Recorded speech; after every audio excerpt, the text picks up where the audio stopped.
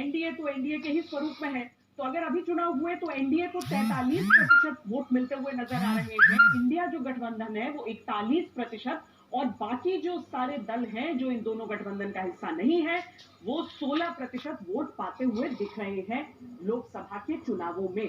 तो ये 2% का जो फर्क इन दोनों गठबंधनों में नजर आ रहा है, ये सीट के लिहाज से किस हिसाब से ट्रांसलेट होता है वो भी हम आपको दिखाते हैं। अभी जिस तरह की मुश्किलें गठबंधनों के भीतर है, उन सारी चीजों को देखते हुए, इस समय देश में जो कुछ हो रहा है उन सारी चीजों को देखते हुए, देश का मतदाता अपना मन जब बनाता है तो कहता है एनडीए को 306 सीटें देंगे।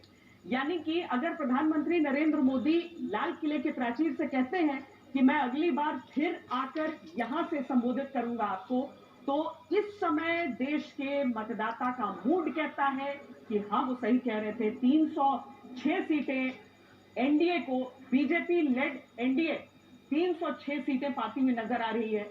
193 इंडिया को, इंडिया गठबंधन को मिल रहे हैं, और जो बाकी अन्य दल हैं वो पा रहे हैं 44 सीटें।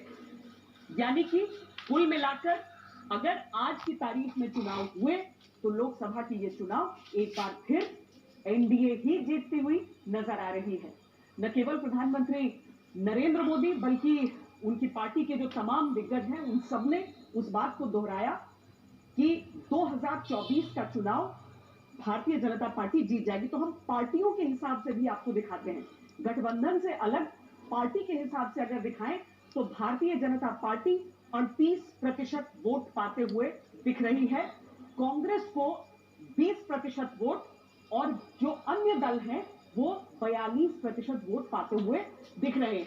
अब यहां पर वो फॉर्मूला आता है जिसके बारे में विपक्षी दल कहते हैं कि अगर हम एकजुट हो जाएं एक सीट पर, जहां भारतीय जनता पार्टी का एक कैंडिडेट है उसमें अगर हम सब मिल जाएं तो फिर बीजेपी जीत नहीं सकती है, क्योंकि ये अगर प्रतिशत की लड़ाई पर आ जाती है तो भारतीय जनता पार्टी का 38% क्या उसके सामने टिक पाएगा। लेकिन जैसे अमित शाह कहते हैं कि राजनीति में मैथमेटिक्स नहीं बल्कि केमिस्ट्री बहुत ज्यादा जरूरी होती है, तो उस केमिस्ट्री को भी इन आंकड़ों के हिसाब से पढ़ना जरूरी हो जाता है। पर ये तो वोट प्रतिशत हमने आपको दिखाया, इन्हीं को अगर हम सीटों के हिसाब से परिवर्तित होता देख लें तो भारतीय जनता पार्टी को आज की तारीख में अगर वोट डाले गए तो 287 सीटें उनके पास जाती दिखती हैं। कांग्रेस को पिछली बार से बेहतर प्रदर्शन तो होता है, लेकिन 74 सीटों पर उसका आंकड़ा आकर रुकता है। 20% वोट हमने आपको दिखाए थे, और 182 सीटें जो हैं वो अन्य के खाते में आज की तारीख में जाएंगी